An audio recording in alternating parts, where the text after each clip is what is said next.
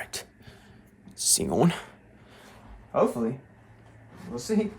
Hello and welcome to the first episode of Drew's News Live, a version of my Monday podcast, but it's like live. I don't know how I'm going to throw this into the schedule of articles, podcasts, but sometimes there's just way too many stories to be reporting on, and thought I'd try a different medium.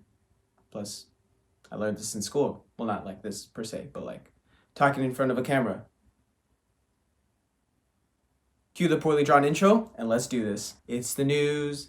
It's the news. Just kidding, there's no jingle. Before we get started, some notes. Each letter has their own category of stories, so it'll be on screen somewhere. Unfortunately, today's episode was supposed to go out yesterday, so let's start with D for dining. As wildfires continue to torch California and just much of the West Coast, wineries and connoisseurs are giving consumers a heads up in case their wines taste a little, smoky.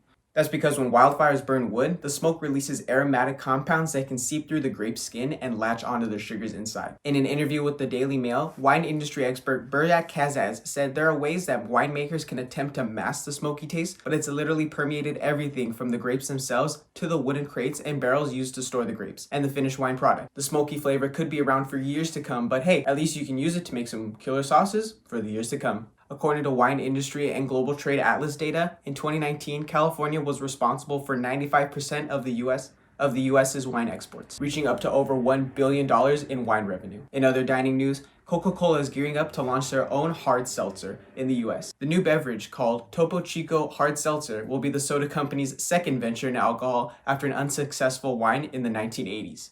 In an interview with CNBC's Jim Cramer, Coca-Cola CEO James Quincy said they hope to launch in early 2021. Pretty sweet and swanky, if you ask me. In robotics and tech news, Illinois Facebook users can apply for their share of a $650 million settlement after a lawsuit found Facebook broke state privacy law. You know that Facebook feature where you tag someone's face in a photo? Facebook was accused of collecting and storing people's faces without their notice or consent, which is against Illinois' law known as the Biometric Information Privacy Act. Attorney Jay Edelson told ABC News individuals are eligible for claims if they have lived in Illinois for approximately 6 months and their face appeared in a photo on Facebook between June 7th, 2011. Users can file claims worth between $200 and $400. I'll link in the description below where you can file your claims. It was also reported Tuesday by the Washington Post the Pentagon spent some coronavirus relief money, the CARES Act money, on defense contracts rather than medical supplies. Well, on Thursday, according to The Hill, a coalition of 40 organizers across the political spectrum penned a letter to the House Select Subcommittee on the coronavirus crisis urging lawmakers to pass a bill which prevents the Department of Defense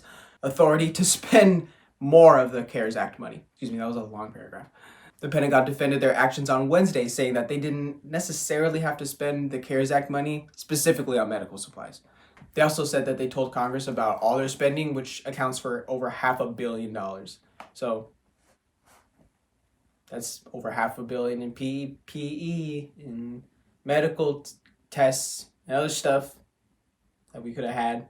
Critics argue that the Department of Defense spending money on, contracts for jet engine parts, uniforms, armor, military equipment isn't really aiding in the fight against coronavirus. But, let me know what you think in the comments below. In entertainment news, Vanessa Bryant called out her mom this week over lying and exaggerating family issues. Her mother, Sophia Lane, spoke with Univision this week and said Vanessa kicked her out of the house and made her return a card the family brought her. In a statement to people from Vanessa Bryant, she told him how after her husband Kobe and daughter Gigi passed away, her mother never provided emotional or physical support to the family. In a portion talking about the Spanish interview, quote, she has removed all of her diamond jewelry, emptied her apartment that I provide, and put the furniture in storage to appear as though she is without support. My husband and I have financially supported her over the past 20 years and continue to do so in addition to her monthly alimony. I'll sprinkle in politics because what's not entertaining about the Trump administration? Come on. Well, I mean, it's not really entertaining if you live in the United States. When asked about a smooth transition of power if he loses the election, President Trump gave a cold, hard stare and said, "We'll see what happens." In world news, more tense sparring came from the United Nations Security Council meeting on Thursday as Chinese Ambassador Zhang Jun said the U.S., quote, created enough problems for the world already. America, not taking it lightly, U.S. Representative to the UN Kelly Craft criticized China for their decision to suppress information on the virus and scientific cooperation. Craft also claimed Beijing's actions transformed a local epidemic into a global pandemic.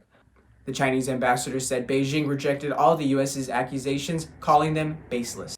You may have heard about dogs sniffing people out for cancers and physical ailments. Well, in Helsinki, dogs are being used to sniff travelers out for coronavirus. According to the New York Post, a project sponsored by a private veterinary clinic in Finland is training a team of 15 dogs and 10 handlers to detect the respiratory disease. The dogs are said to be given a result within 10 seconds of meeting a new friend, but the efficiency of the test has not been proven scientifically.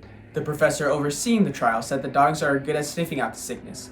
Anna Hilm Borkman, an adjunct professor at the University of Helsinki who specializes in clinical research for companion animals, told Reuters the canines are able to sniff out the disease 5 days before patients show any clinical symptoms. Anna told the New York Times once her and her researchers figure out what the dogs are actually sniffing for, they can train thousands of dogs around the world to sniff out for coronavirus. Imagine getting off the plane and the first thing you do is just meeting a dog, and then the dog tells you have coronavirus and then you have to quarantine for 2 weeks. Still getting pets though. You better pet him. Wrapping up with sports news because this episode is running on forever and there's been so many takes. I'll throw some quick headlines at you. The NFL dished out over $1 million worth of fines to teams and coaches whose personnel did not keep their damn masks on during game time. Last week, NFL's Executive VP of Football Operations, Troy Vincent, sent out a memo saying that teams and medical personnel must have their masks on at all times during the game. On Tuesday, after a 7-2 victory over the Oakland Athletics, the Los Angeles Dodgers clinched the NL West division title despite, being a 60-game season. But hey, 8 straight titles, baby. Let's go. The Dodgers, boasting their 8th straight division title, will be the number 1 seed going into the postseason starting September 30th. Since this episode is going out today, Lakers are 3-1, baby. 3-1. Lakers are 3-1, baby. Thank y'all for watching, and be sure to like and comment on the video and subscribe if you're new to the channel.